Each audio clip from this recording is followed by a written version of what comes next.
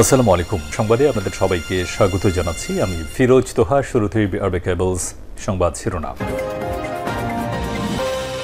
বাংলাদেশের সর্বশেষ গুরুত্বপূর্ণ আপডেট সংবাদে আপনাকে স্বাগত। শুরুতেই সংবাদ শিরোনাম, পরে বিস্তারিত।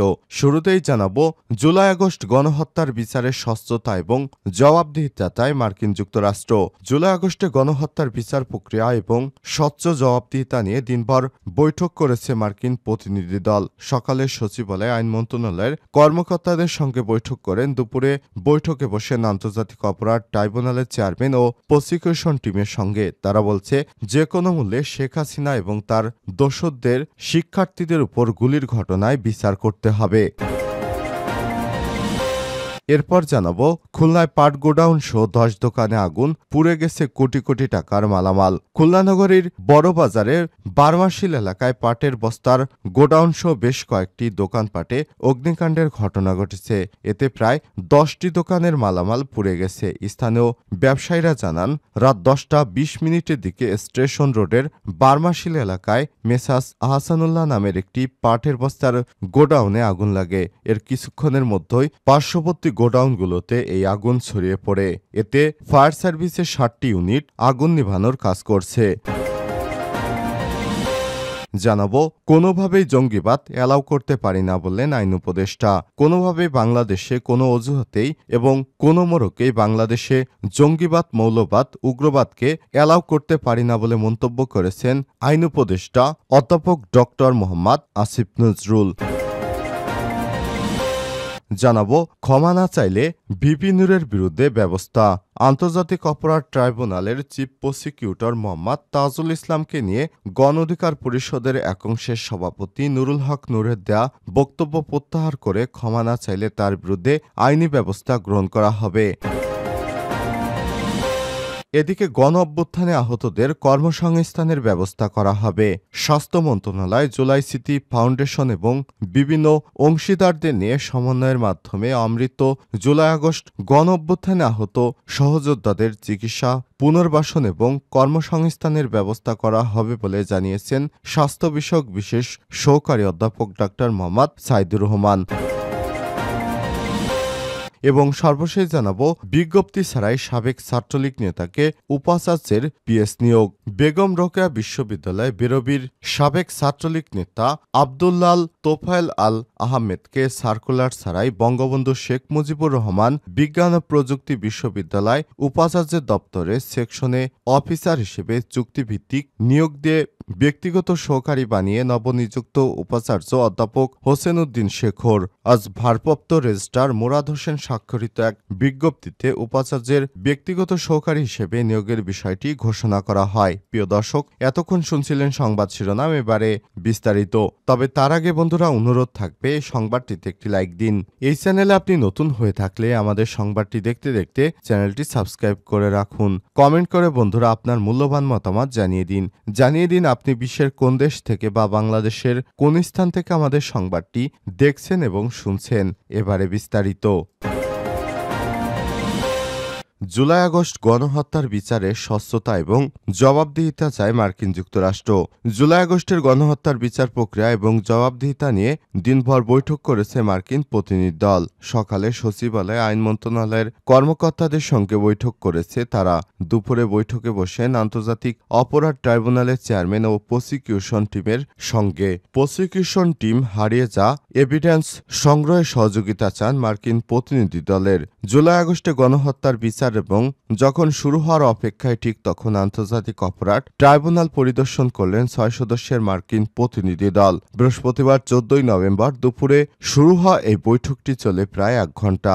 রুদ্ধদ্বার বৈঠক এ গুরুত্ব পায় জুলাই গণহত্যার বিচারের জবাবদিহিতা ও স্বচ্ছতার উপর। পরে গণমাধ্যমের সঙ্গে আনুষ্ঠানিক কথা না বললেও প্রতিনিধি দলের প্রধান জানান, জবাবদিহিতার বিষয়ে আলোচনা হয়েছে। এর আগে সচিবালয়ে মার্কিন প্রতিনিধি দলের সঙ্গে বৈঠক হয় আন্তর্জাতিক অপরাধ ট্রাইব্যুনালের প্রসিকিউশন টিম এবং আইন উপদেষ্টার। সেখানে ফরেনসিক এভিডেন্স নিয়ে মার্কিন প্রতিনিধি দলের সহযোগিতা চায় প্রসিকিউশন টিম। তবে কোনো প্রক্রিয়ায় ডিজিটাল এভিডেন্স সংগ্রহে সহযোগিতা করবে মার্কিন প্রতিনিধি দল, তা পরে জানানো হবে বলে জানান তারা।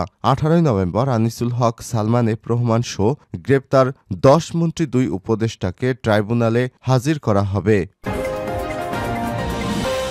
খুলনায় পাট গোডাউন সহ 10 দোকানে আগুন, পুড়ে গেছে কোটি কোটি টাকার মালামাল। খুলনার নগরীর বড়বাজারে বার্মাশিল এলাকায় পাটের বস্তার গোডাউনে বেশ কয়েকটি দোকানে অগ্নিকাণ্ডের ঘটনা ঘটে। আগুনে প্রায় 10টি দোকানের মালামাল পুড়ে গেছে। স্থানীয় ব্যবসায়ীরা জানান, গত রাত 10টা 20 দিকে স্টেশন রোডের বার্মাশিল এলাকায় মেসাস আহসানুল্লাহ নামের একটি পাটের বস্তার গোডাউনে আগুন লাগে। কিছু সময়ের মধ্যে পার্শ্ববর্তী সাইফুল ইসলামের গোডাউন সহ আরও বেশ কয়েকটি দোকানে আগুন ছড়িয়ে পড়ে। আগুন নিয়ন্ত্রণে কাজ করে ফায়ার সার্ভিসের 7টি ইউনিট। তারা জানান, বৈদ্যুতিক শক সার্কিট থেকে আগুনের সূত্রপাত ঘটতে পারে। আগুনে কোটি কোটি টাকার মালামাল পুড়ে গেছে। ফায়ার সার্ভিসের সহকারী পরিচালক ফারুক হোসেন শিকদার জানান, তারা প্রায় 1.5 ঘন্টা চেষ্টা চালিয়ে রাত 12টার দিকে আগুন নিয়ন্ত্রণে আনতে পেরেছেন। এখন আগুন পুরোপুরি নেভানোর কাজ চলছে। পরে আগুনের লাগার কারণ উদ্ঘাটন এবং ক্ষয়ক্ষতির পরিমাণ নির্ণয় করার জন্য কাজ চলছে। এদিকে আগুন লাগার পর বিদ্যুৎ বিভাগ এই এলাকায় বিদ্যুৎ সরবরাহ বন্ধ করে দেয়। আগুন লাগার খবর পেয়ে অসংখ্য মানুষ সেখানে ভিড় করেন। মানুষ আগুন নেভানোর কাজে ফায়ার সার্ভিসকে সহযোগিতা করেন। আবার কেউ উৎসুক জনতার কারণে আগুন নেভানোর কাজ কিছুটা বিঘ্নিত হয়েছে। কয়েক দফা পুলিশ উৎসুক জনতাকে সরিয়ে দেয়। কোনোভাবেই জঙ্গিবাদ অ্যালাউ করতে পারি না বললেন আইন উপদেষ্টা। কোনোভাবেই কোনো অজুহাতেই কোনো মোড়কেই জঙ্গিবাদ বা উগ্রবাদকে অ্যালাউ করতে পারি না বলে জানিয়েছেন আইন উপদেষ্টা ড আসিফ নজরুল। বৃহস্পতিবার 14 নভেম্বর বিচার প্রশাসন প্রশিক্ষণ ইনস্টিটিউটে 2005 সালে আত্মঘাতী বোমা হামলার পরিকল্পনায় নিহত জেলা জজ আদালতের 2 বিচারক জগন্নাথ পাড়ে এবং সোহেল আহমেদের স্মরণে আয়োজিত সভায় তিনি এমন মন্তব্য করেছেন। জুডিশিয়াল সার্ভিস অ্যাসোসিয়েশন এই অনুষ্ঠানের আয়োজন করে। অনুষ্ঠানে আইন বিচার এবং সংসদ বিষয়ের উপদেষ্টা আসিফ নজরুল, সচিব শেখ আবু তাহের, সুপ্রিম কোর্টের রেজিস্ট্রার জেনারেল, ঢাকার জেলা এবং দায়রা জজ আদালত, মহানগর দায়রা জজ, বিচার প্রশাসন প্রশিক্ষণ ইনস্টিটিউটের ভারপ্রাপ্ত পরিচালক সাব্বির ফয়েজ প্রমুখ বক্তব্য রাখেন। প্রাত 2 বিচারককে স্মরণ করে ড আসিফ নজরুল বলেন, জঙ্গিবাদ কত ভয়াবহ, এখানে আমাদের 2টি শিক্ষা আছে। জঙ্গিবাদ এবং উগ্রবাদ কি ভয়ঙ্কর জিনিস, মানুষকে কত যুক্তিহীন, অমানুষ এবং নিষ্ঠুরে পরিণত করে। আমাদের মনে হয় না পৃথিবীতে অন্য কোনো কিছু মানুষকে এতটা নিষ্ঠুর এবং মরিয়া বেপরোয়া করতে পারে। জঙ্গিবাদ যে কোনো ধর্মের হতে পারে, এটা আমাদের শিক্ষা দেয়। আমরা কোনোভাবেই জঙ্গিবাদ বা উগ্রবাদকে অ্যালাউ করব না।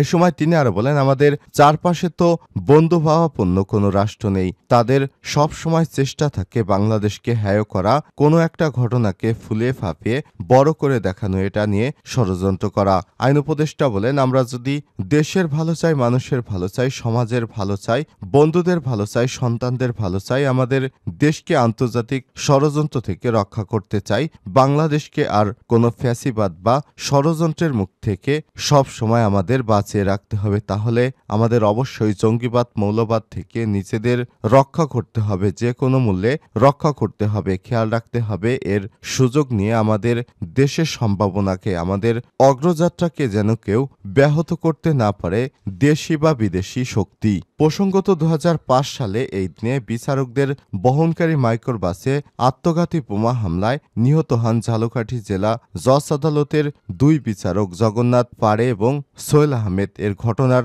14 নভেম্বর বিচারক সোহেল আহমেদ ও জগন্নাথ পাড়ে নিজ বাসভবন থেকে বেরিয়ে অপেক্ষমান মাইক্রোবাসে ওঠেন। এরপর অন্য এক বিচারককে নিতে মাইক্রোবাসটি থামে কোয়ার্টারের সামনে। চালক তাদের গাড়িতে রেখে ওই বিচারককে আনতে যান। এ সময় সেখানে অপেক্ষমান জেএমবির সুইসাইড স্কোয়াডের সদস্য ইফতেখার হাসান মামুন আত্মঘাতী বোমা হামলা চালায়। এতেই তাদের মৃত্যু হয়। ক্ষমা না চাইলেই নূরের বিরুদ্ধে ব্যবস্থা। আন্তর্জাতিক অপরাধ ট্রাইব্যুনালের চিফ প্রসিকিউটর মোহাম্মদ তাজুল ইসলামকে নিয়ে গণমাধ্যমে গণঅধিকার পরিষদের একাংশের সভাপতি নুরুল হক নূরের দেওয়া বক্তব্য প্রত্যাহার করে ক্ষমা না চাইলে তার বিরুদ্ধে ব্যবস্থা গ্রহণ করা হবে। বৃহস্পতিবার ১৪ নভেম্বর রাতে ট্রাইব্যুনালের প্রশাসনিক কর্মকর্তা মোহাম্মদ মাসুদ রানার পাঠানো এক প্রেস বিজ্ঞপ্তিতে সব তথ্য জানানো হয়েছে। বিজ্ঞপ্তিতে বলা হয়, বৃহস্পতিবার বিকেল ৫টার সময় গণঅধিকার পরিষদের একাংশের সভাপতি নুরুল হক নূর এবং তার একদল সহযোগী বহিরাগত ব্যক্তিদের নিয়ে সুপ্রিম কোর্ট প্রাঙ্গণ থেকে উস্কানিমূলক ও মানহানিকর স্লোগান দিতে একটি মিছিল নিয়ে আন্তর্জাতিক অপরাধ ট্রাইব্যুনালের মূল প্রবেশ গেট দিয়ে জোরপূর্বক প্রবেশের চেষ্টা করেন। পরে ট্রাইব্যুনালের নিরাপত্তায় নিয়োজিত আইনশৃঙ্খলা বাহিনীর সদস্যরা তাদের বাধা দিলে তারা ট্রাইব্যুনালে ঢুকতে না পেরে নুরুল হক নূর তার দলীয় কর্মীদের নিয়ে ট্রাইব্যুনালের গেটে একটি সংবাদ সম্মেলন করেন। সেখানে তিনি আন্তর্জাতিক অপরাধ ট্রাইব্যুনালের চিফ প্রসিকিউটর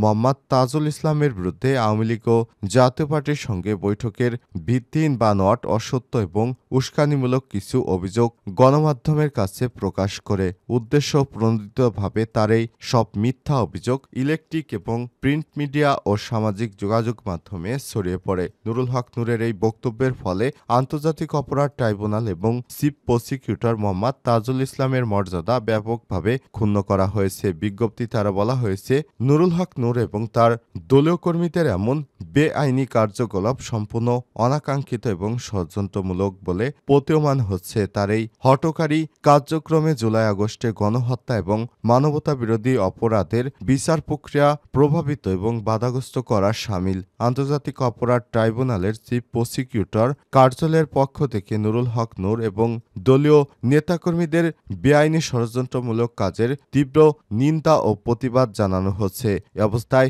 বিপি নুরুল হক নূরকে ক্ষমা চাইতে হবে।